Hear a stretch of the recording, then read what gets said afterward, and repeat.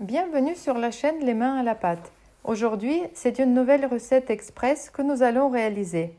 Il s'agit de muesli maison, préparé à la poêle. Un petit déjeuner sain et rapide avec des ingrédients que vous avez sûrement déjà dans vos placards. Il nous faudra 200 g de gros flocons d'avoine ou comme moi, un mélange des flocons mixtes de 3 céréales. Ensuite, dans ce verre, j'ai 50 g de grains de tournesol et 50 g de grains de courge. Puis 50 g de noix de cajou ou d'amandes broyées grossièrement, 30 g de beurre, 4 cuillères à soupe de sucre, 1 cuillère à soupe de cannelle, 2 cuillères à soupe de noix de coco râpées. Bien sûr, vous pouvez varier le contenu de vos muesli en enlevant et en rajoutant des ingrédients à souhait. Seulement, je vous conseille de respecter une proportion suivante. Pour 200 g de flocons d'avoine, 4 cuillères à soupe de sucre et 100-150 g de noix ou de graines. Quand tous les ingrédients sont là, sur une poêle chaude, faire fondre le beurre, puis rajouter le sucre et mélanger jusqu'à ce que le sucre soit fondu. Rajoutez la cannelle et mélangez de nouveau. À ce stade, l'odeur de la cannelle et du sucre caramélisé commence déjà à remplir votre cuisine.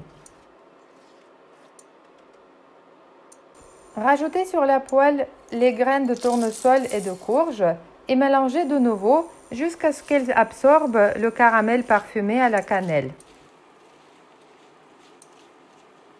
Rajoutez les flocons d'avoine, mélangez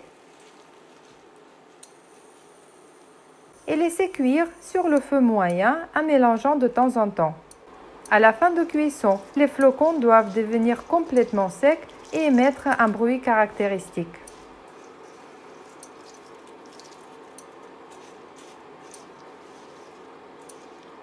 Il ne doit plus rester sur la poêle aucune trace d'humidité ou de graisse.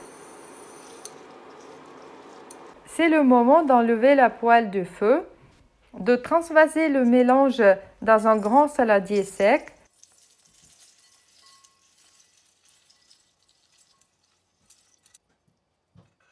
de rajouter les noix de cajou et de coco et mélanger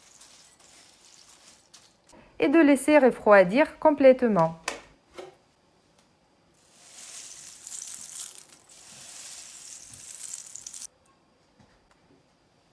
Une fois refroidis, les mueslis sont prêts à être transvasés dans un bocal de conservation.